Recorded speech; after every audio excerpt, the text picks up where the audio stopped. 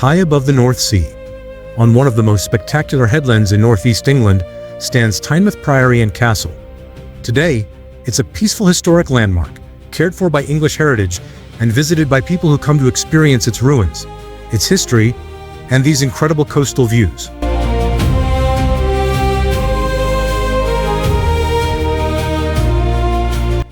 From the air, it's easy to understand why this place is so special.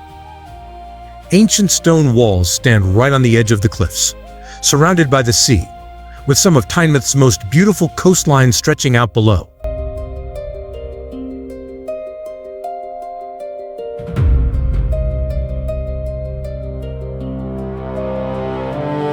And immediately beside the headland lies King Edward's Bay, a small, sheltered beach hidden beneath the cliffs.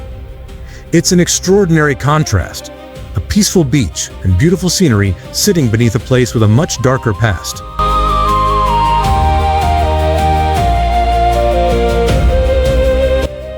Because these peaceful ruins have witnessed centuries of conflict, destruction, and death.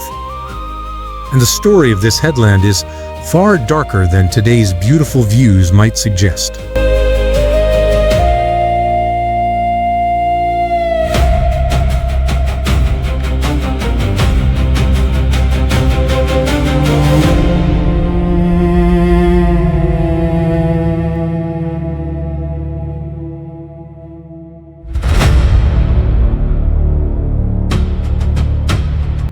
The story of Tynemouth stretches back more than 1,000 years. A religious community was established on this headland centuries ago, but its exposed position overlooking the North Sea also made it vulnerable to attack.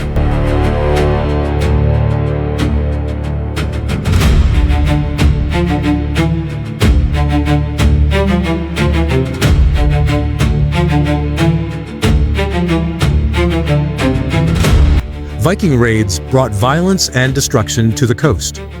The settlement here was attacked repeatedly, and the monastery that once stood on this headland was eventually destroyed.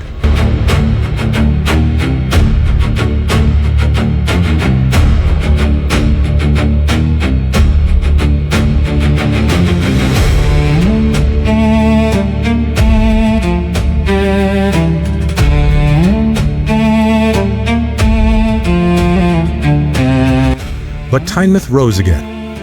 A powerful medieval priory developed behind these walls, while the headland became increasingly important not only as a religious site, but as a strategic position controlling the entrance to the River Tyne.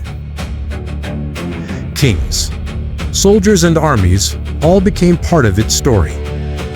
Walls were strengthened, defenses expanded, and over the centuries, this peaceful-looking headland became a fortress protecting one of the most important approaches to northeast England.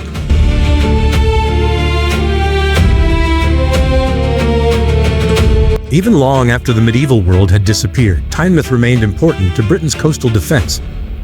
The weapons changed, the enemies changed, but the reason for defending this headland remained exactly the same: its extraordinary position above the sea.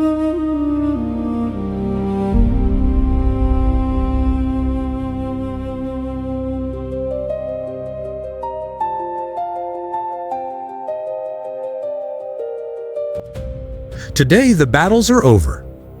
The soldiers are gone, and the headland has finally become a place where people come not to defend the coast, but simply to enjoy it. Beyond the castle, the coastline continues towards Tynemouth Pier and its lighthouse, with the North Sea stretching towards the horizon.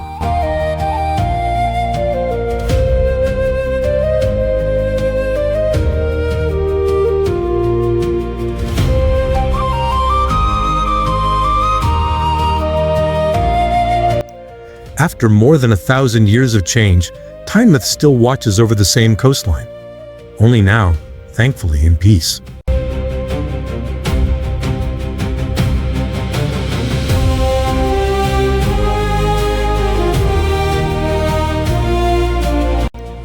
If you enjoyed discovering the story behind Tynemouth Castle and Priory, please leave a comment and let me know what you thought of the film.